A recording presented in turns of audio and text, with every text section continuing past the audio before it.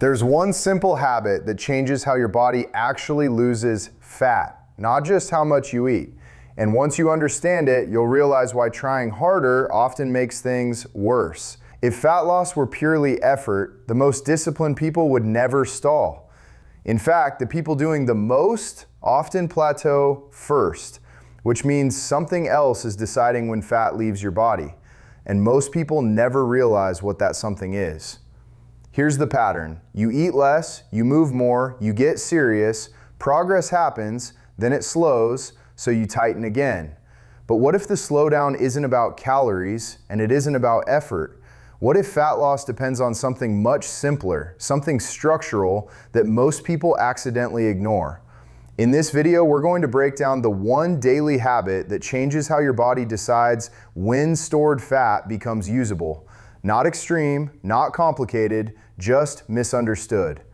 You track, you hit protein, you stay consistent, you still stall. It doesn't feel random, it feels like your body resists progress the moment you try harder. That resistance isn't personal, it's patterned. And if you've ever reduced calories, increased activity, and still watched the scale refuse to budge for weeks at a time, you've experienced this firsthand. Here's what makes it confusing. The first few weeks usually work. Drop some carbs, tighten portions, add some steps, and things move. Weight drops, clothes fit better, you feel like you figured it out.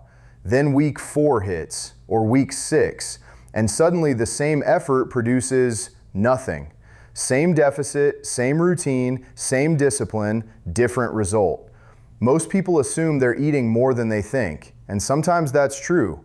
Portion creep is real, and small bites add up faster than most people realize. But not always, because there are people who track obsessively, weigh everything, log everything, triple check their math, and still hit the exact same wall. Which means the issue isn't always compliance. Sometimes it's structure, and structure is invisible until someone points it out. Calories decide long-term direction. If you're consistently in a deficit, fat loss will happen over time. That's not negotiable. Energy balance is the foundation, and no habit bypasses thermodynamics.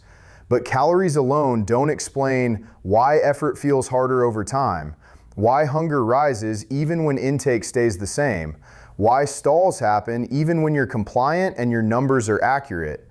There's a layer underneath calories that determines how smooth or difficult fat loss feels on a day-to-day basis. Most people never address that layer because it's not about volume, it's about timing.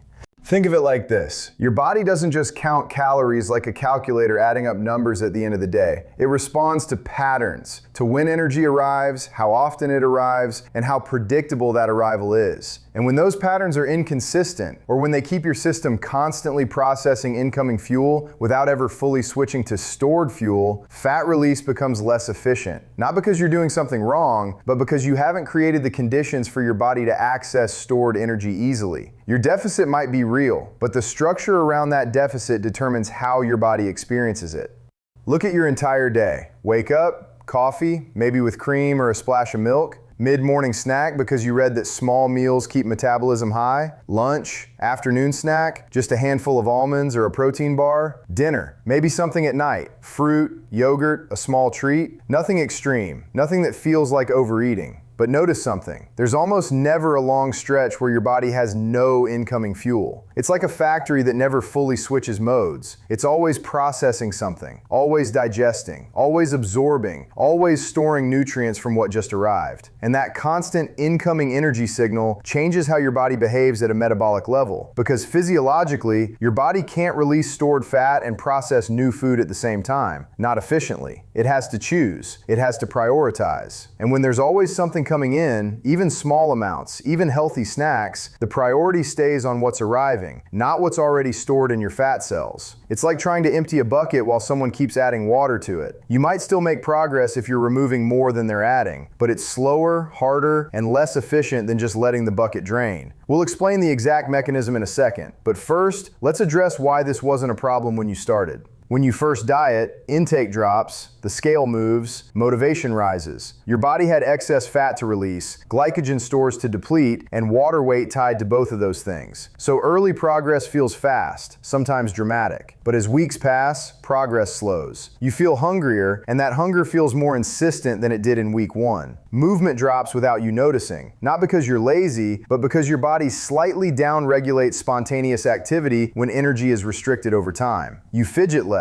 You take the elevator instead of the stairs without thinking about it. You sit down more often. These aren't conscious choices, they're adaptive responses. And here's the part most people miss. The habit we're about to cover only works if 2 conditions are met. Condition 1, your deficit is actually real. But there's one thing that can quietly cancel all of this out. If your deficit isn't real, none of this works. You can structure your eating perfectly. You can create longer fat release windows. But if you're accidentally eating 300 or 400 more calories than you think, the math wins. And most of us are terrible at estimating. That's where CalAI, who partnered with me on this video, fits in. I don't track forever, but I need to know if my math is broken. CalAI makes it simple. You snap a photo of your meal and it breaks down calories and macros instantly. Now, I always double check the ingredients because it sometimes misses things like cooking oils. But if it does, you just tap and add it yourself. Takes 5 seconds. There's also a full food database if you want to be precise, and the barcode scanner makes packaged food effortless. Once you know your real numbers, not guesses, then this habit actually works the way it's supposed to. Links in the description. Use code FASTEDFRED for 3 days free.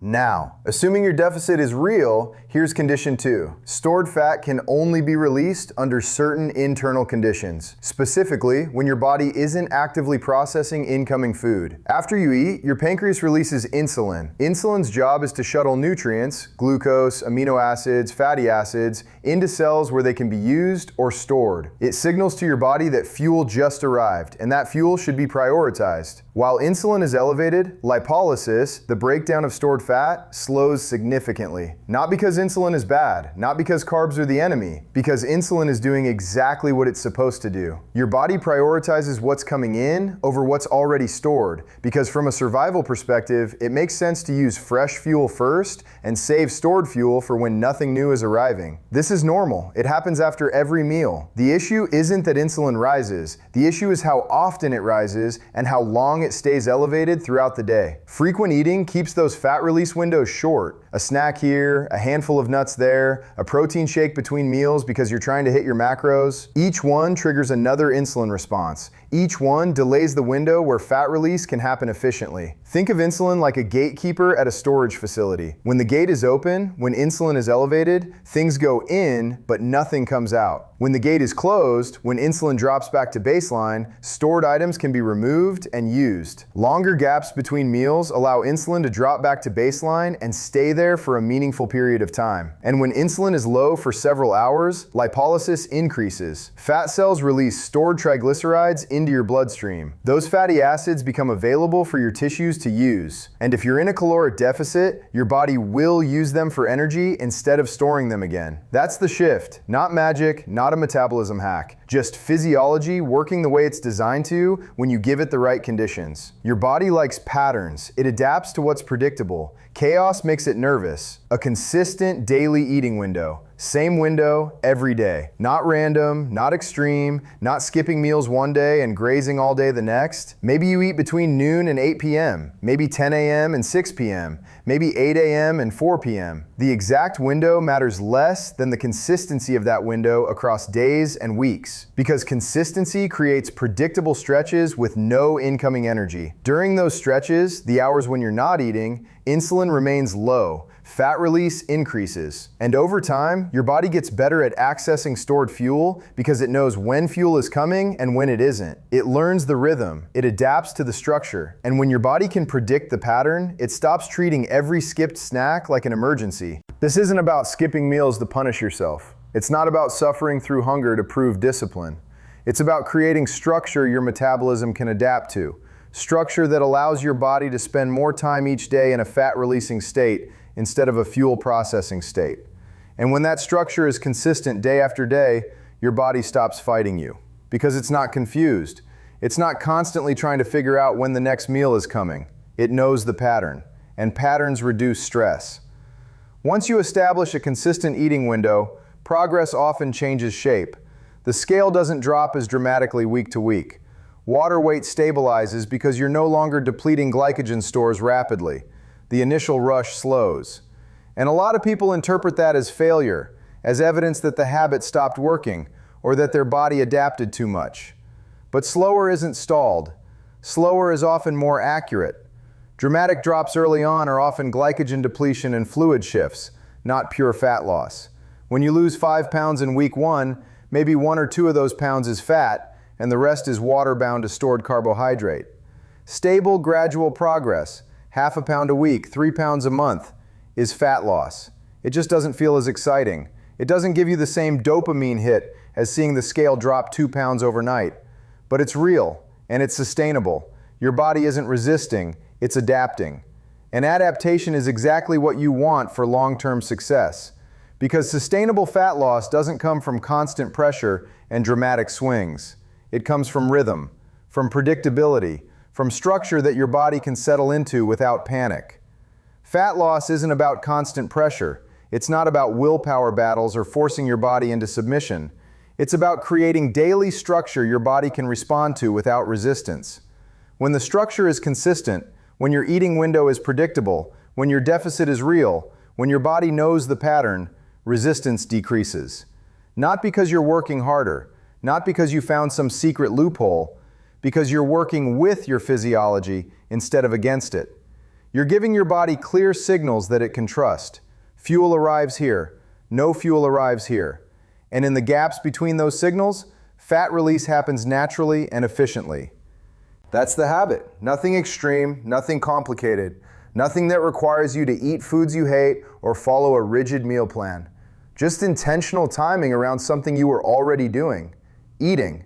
And when you remove the chaos, your body stops treating fat loss like a crisis. Now here's what cancels this out for a lot of people. You can create longer fat release windows. You can establish a consistent eating structure. You can dial in your deficit and verify your numbers. But if your exercise pattern increases stress, spikes hunger unpredictably, and causes your body to compensate by reducing movement outside the gym, you'll feel stuck again. Because movement affects hunger signals. It affects recovery and energy availability. And it affects how much your body wants to move when you're not intentionally exercising. The steps you take, the stairs you climb, the fidgeting and posture shifts that add up across a day. That's exactly what I explain in this next video. This video fixes the structure of movement. Combine them, and fat loss stops feeling chaotic. See you there.